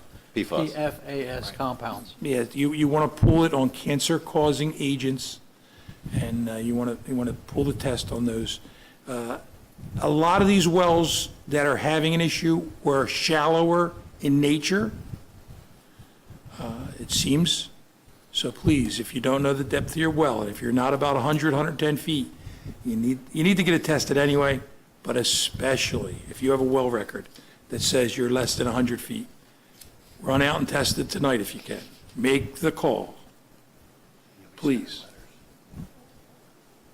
Oh, and I'm sorry, Mr. Batiste, either via letter, via email, or phone call, communicate with everyone to let them know about the November meeting so that they come here. Yep, either way. I think on the initial letter went out, we gave the phone number, the email address. You can call Town Hall at 609-567-4300, extension 101. Or my cell phone, call me on my cell phone, 609, let's see, 703-9317. Thank you, Bob. Thank you very much. The second item we had was the New Jersey NJDOT Transportation Set-Aside Program. We did meet with representatives from the public school and the town, and I think last meeting the town authorized Triad to prepare the application for funding consideration to make improvements along Linden Avenue from Fairview Avenue to just past the Cedar Branch Stream, and that would be a combination bicycle pedestrian path, and also included with that would be a connection between Linden Avenue and Liberty Street, and then some shared bike paths along Liberty Street and the remaining portion of Elvins Avenue. And Total cost is, we're applying for is like $1.39 million. So I don't know if we'll get any or portions of that, but I think once you start, it's easier to ask for additional funds in the future. And it's all related to, safety, within that area. There's a lot of children in that area, a lot of people that walk and bike, not only during school days, but other hours, and there's other games and other facilities that are operated on the weekends there. So I want to try that to make that as safe as possible. So that, there's a resolution that's on the agenda tonight, so we ask the town's consideration for that. Thank you. The Boyer Avenue land application site, just some good news. On October the 14th, the town did get approval for the expansion of the Boyer Avenue overland drip irrigation. It was an approval with conditions, and there's an appeal period, but the town did enter into an agreement with Lee Rain to start that project, and that'll be later this year. They'll start that. We spoke to the contractor today. He's looking to start next week. Get the ground, hit the ball, get moving here. We have to do some brush cutting for him, and hopefully I can get started. So with any luck, he starts next week, or even hopefully next week. He's got just about all the material sitting in his yard, so we're hoping by the end of this year he'll have that project complete. You're assuming nobody's going to appeal the Pinelands decision? Pinelands approved this. We're going. And the overland drip has been the most effective facility that is operated at the land application site. So this will allow more flexibility to evenly distribute through that entire site, and it gives us another 11 acres to allow that to occur.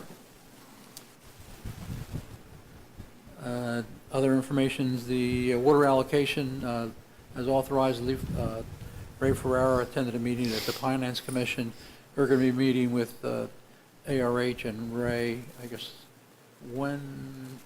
Tomorrow.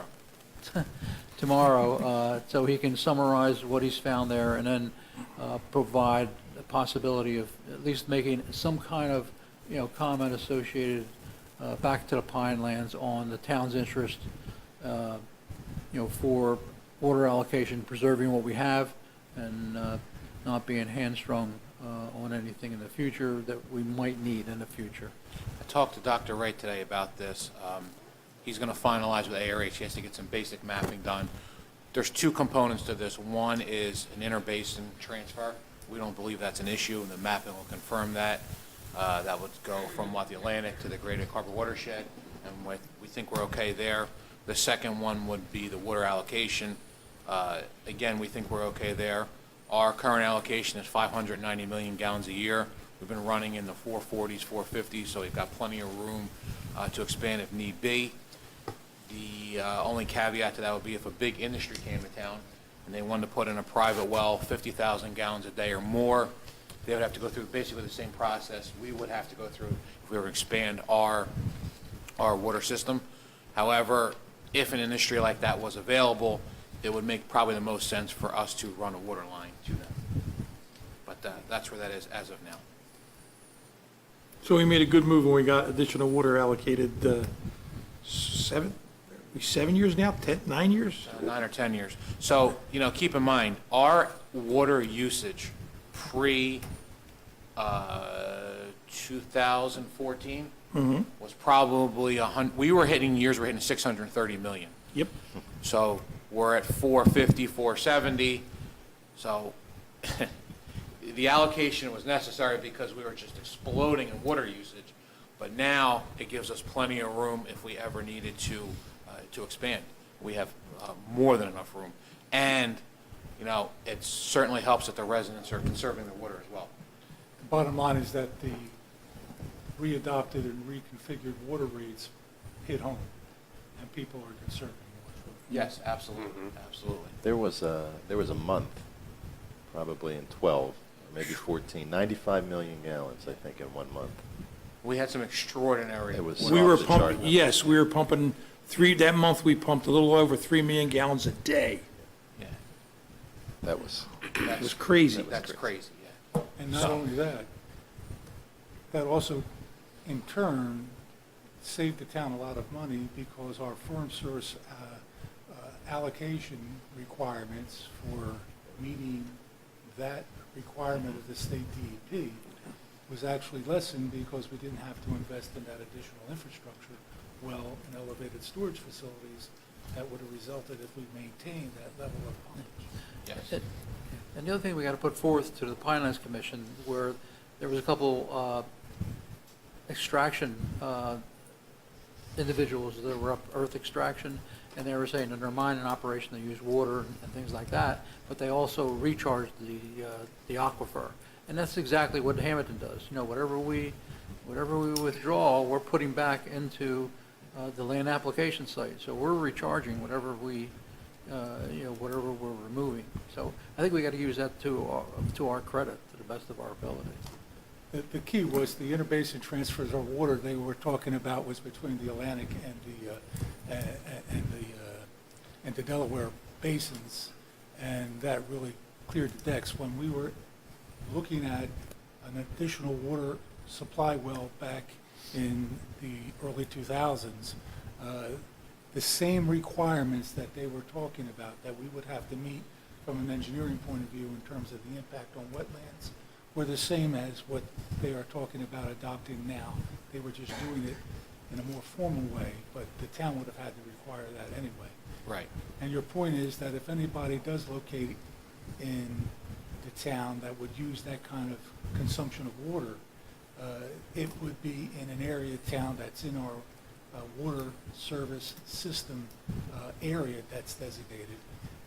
Any other area outside of that would not be permitted as a permitted use. Yeah, I don't think they could, a big industry comes to town, I don't think they can get through Pinelands if they're going to make a go at it on a private well. I think it'd be hard pressed for them to do so. It would be easier to extend the infrastructure from the town. Right. All right. So, yeah, The other thing we have is just an update on the West End Avenue Townhouse development project. Back in August, the town authorized Brian Howell to, there was a resolution that was passed authorizing the execution of the redevelopment agreement. Since then, we've met with the developer, and we've had a lot of conversations, and the attorneys have talked. We had an on-site meeting, and basically we worked out a couple of additional details related to sanitary, water, some trees, some paving, roadway width, and that will be all amended in the agreement or included within the agreement. Yeah, there's a resolution on the agenda for tonight for consideration. There is, that's just what I was going to mention. There is a resolution on the agenda in additional negotiations between Mr. Howe and the developer, the redeveloper's attorney, and as a result of our subsequent meetings with their engineer and representatives on the site, we have an agreement in principle in terms of the location of the utilities that would be part of that amended or that agreement when we actually do get it executed.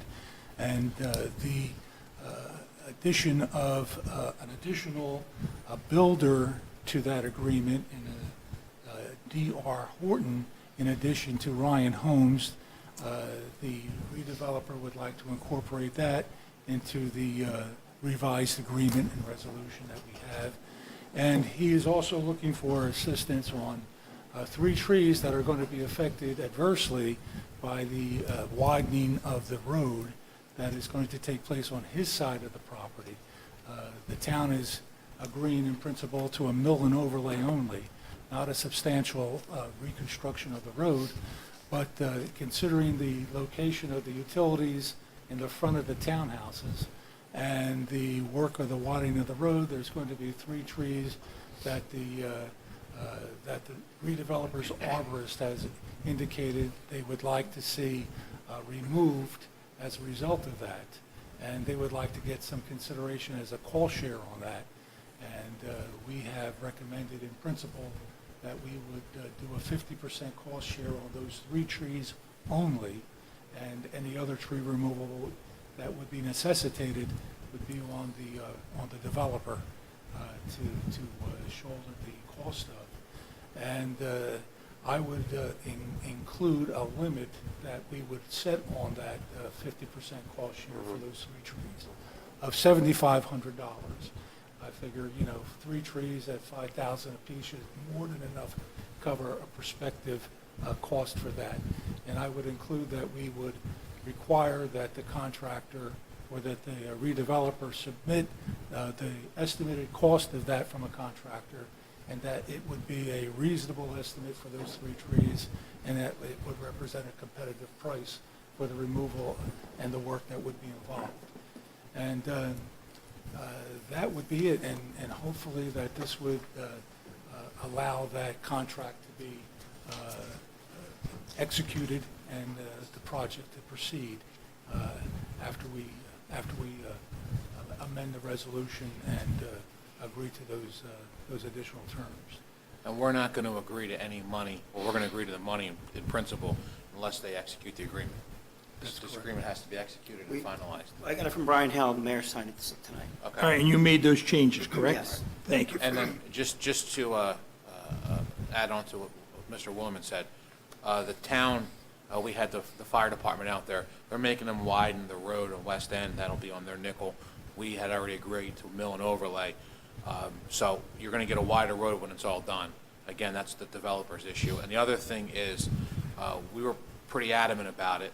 Instead of running the utilities in the streets on both West End and Washington, they're going to go on their property, so they become private utilities, which is a benefit to the town. We don't have to maintain them. We don't touch them. We tie into a manhole. They run a block or 2 of water and sewer, comes out another manhole, and we pick it up again. So the utilities will be their problem on their property, and it's not not in the middle of the town road. And in addition, one other point, all the other approvals are going to have to be done in regular order. They'll have to go to the planning board, they'll have to go to the environmental commission. These trees that they're talking about would have to be reviewed by the environmental commission, and they would have to get all their permits as they normally would. We're just agreeing to the cost share on that after those approvals are obtained. Okay. Would the roadway widening also allow for on-street parking? That's going to be problematic. The on-street parking is going to be problematic. The width of the roadway, did you say something about that? Or? If we widen the roadway, does the roadway widening accommodate on-street parking? No. No. Okay. No. What they're doing is providing the amount that they're required to do, per townhouse. They're applying on their own property with the driveways. We're asking them, when they come back for a planning board submission, they're going to look at probably putting some overflow parking along, I guess it'd be the northeasterly side of West End Avenue, in areas where the existing trees that are out there allow. And they do show some on-street parking that has to be reviewed by the chief, and not on West End Avenue, but on some of the other streets that are surrounding there. That'll have to be reviewed. So the roadway widening is to accommodate public safety for fire trucks? Yes, public safety, yes. Yep. Gotcha. Yep. Again, they're going to have to go through all the processes. The development review process is going to Right. have to be reviewed All the by additional planning board, details environmental with the commission. design. Now the developer can go through, or his engineer can go through and probably design the site, and then make the submissions to whatever agencies he has to go to. Okay. All right. And then the last thing we have is November is a month of 3 different holidays. One being Veterans Day, or Election Day would be the first, where the town is off. That would be on Tuesday the 8th. On Veterans Day, that would be Friday the 11th. And then Thanksgiving Day, which would be the 24th. Now, trash is going to be picked up on the normal days for that Tuesday, Election Day. Scott is having individuals collect the trash, so they will be collected on that Tuesday and on that Friday for Veterans Day. For Thanksgiving, the trash normally collected on Thanksgiving Day, that Thursday. Please put that out. There will be no connection on that Thursday, but it will be on that Friday. So that's the only day that's really impacted as far as for trash. The bulky waste, this is the first full week, which will be the 7th through the 11th. Curbside brush pickup is the second full week, the 14th through the 18th. And then curbside leaf pickup will begin on the 20th, and that'll continue through December 23rd. Started on And- the 20th. What's that? Now it's already started. A couple other things is, the county recycling would be the 31st of October through the 4th of November, the 14th of November through the 18th, and the 28th of November through December 2nd. Also of note, the ACUA will be, their facility in Egg Harbor Township, I guess, will be open for hazardous waste collection on Saturday, the 5th of November, from 8 o'clock to 1 p.m. And that's it. Thank you very much, Mr. Batiste. Mayor, we say it every year, please don't put any sticks or branches in the leaf piles. So if you have that, just separate it. Don't mix it with the leaves. It's a Kills the problem. machines. It kills the machines. It's a Kills the, problem. kills Don't, the, as a don't vacuum. put any leaves near inlets, if you could. Please. Yeah. Keep them away from inlets. All right. Mr. Zuber, the clerk's report / administrator, bring us home. All right, thank you, Mayor. So we have three items on the town clerk report. Number one is appoint Adam Barker, Esquire of Barker, Gelflin, James, and Sarvis, I think I've said that right, as conflict prosecutor for 2022. Change civil service title for Frank Sacco due to an administrative error from the code enforcement officer to code enforcement trainee.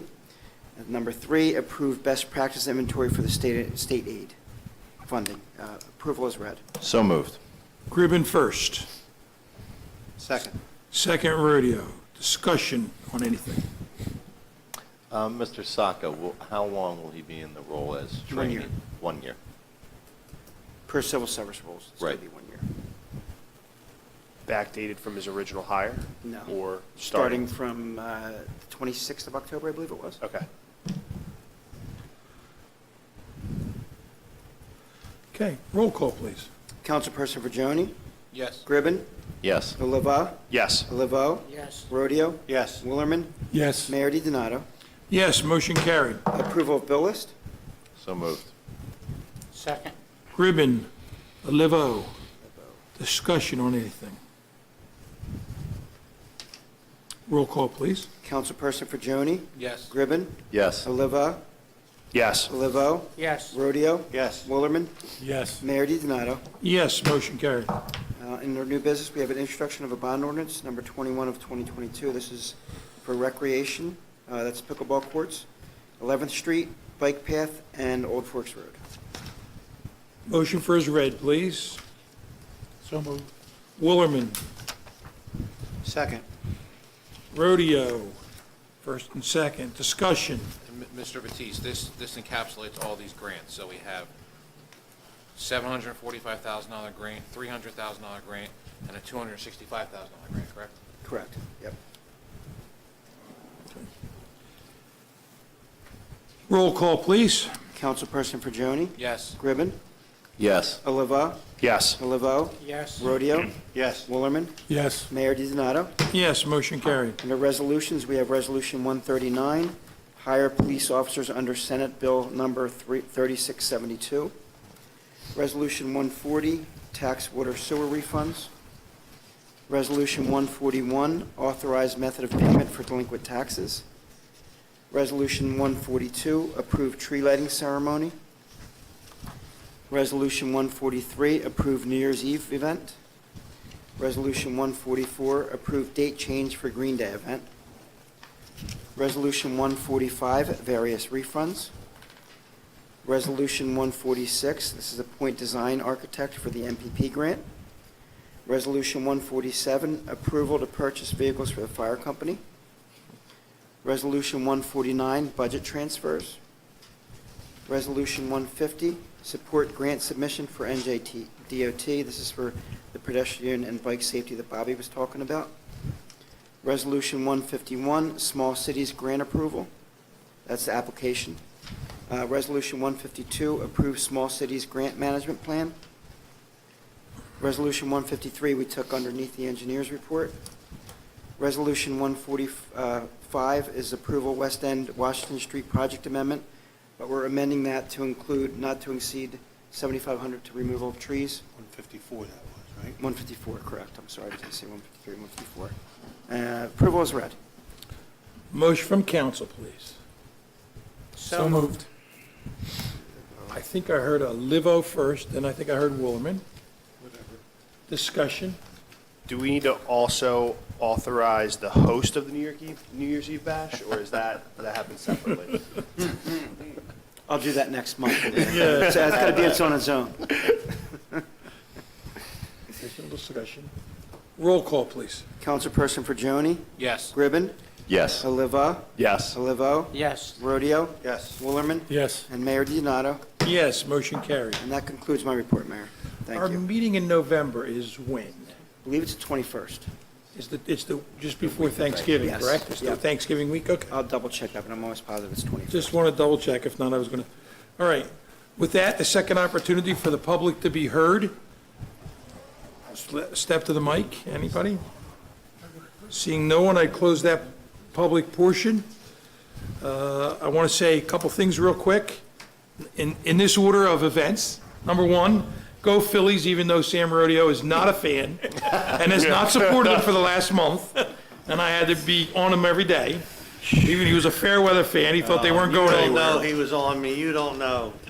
Then I want to say happy Halloween to all the trick-or-treaters. Be safe. Be safe, have fun. And the last thing I want to say is please do your civic duty. First Tuesday, well, in this case, it's the second Tuesday in November. It's the first Tuesday after the first full week. Good day, too, Mayor. It's my birthday. So it's November 8th. Please do your civic duty, and when you go behind the booth, you do your thing. But please, it's, a lot of people have fought and suffered for that right to vote and for your opinion to be heard, so please share it with the rest of the world. Yeah, and Mayor, just to hit that too, outside of the first second Tuesday in this case, remember there is early voting in Atlantic County and New Jersey this year at the Hammonton Family Success Center. That's the 310 Bellevue Avenue building. That's from Saturday, October 29th to Sunday, November 6th. Monday through Saturday, it's 10 a.m. to 8 p.m. and Sunday, it's 10 a.m. to 6 p.m. With Halloween being the 31st, I don't know if it gets funky that night, but I do know those are the hours. It is online. You can find that at the time, but right here in Hammonton, 310 Bellevue Avenue building. And no matter what he says, go Phillies. It's been 11 long years. I watched a lot of blue empty seats in that stadium, but they are filled with red and white right now. See, he's not a fan. No matter what he says, don't listen to him. See, he's not a fan. 11 years. He loves the run. They won in 08. It's been 14 years. He's not a fan. See, he doesn't even know how many years. They were still filled then. I was there. Okay. His Phillies jersey still smells like mothballs. Exactly. They gave white cows then. I still got them. Frank, for your birthday, I could think of no better gift than to have you here tallying votes on election night. I'll be here at 5 a.m. All right, and in all seriousness, if you received a paper ballot in the mail, okay, you either vote with that paper ballot, or when you show up at the polls, they're going to ask you to vote provisional. It'll be another paper ballot. You will not be given the opportunity. If you received a paper ballot, you will not be given the privilege or the ability to vote in the machine for this year. You must rescind that paper ballot for the next election. This year, you will either have to vote with that paper ballot. You could drop it off at Town Hall on the top of the steps, or in the mail, the post office in the mail, or you can vote provisional on the day of election. But you, okay? I Just dropped to mine clarify. tonight, Mayor. Did you? It's in there, yep. Good luck with all that. Thank you. All right? Anybody else from council like to be heard? Seeing no one, I accept the motion to let Tom go home and have dinner. I'll make that motion. Thank you. All right. Olivo? Yes. All in favor, aye? Good night, Aye, good everybody. night. Thank you. Happy Halloween.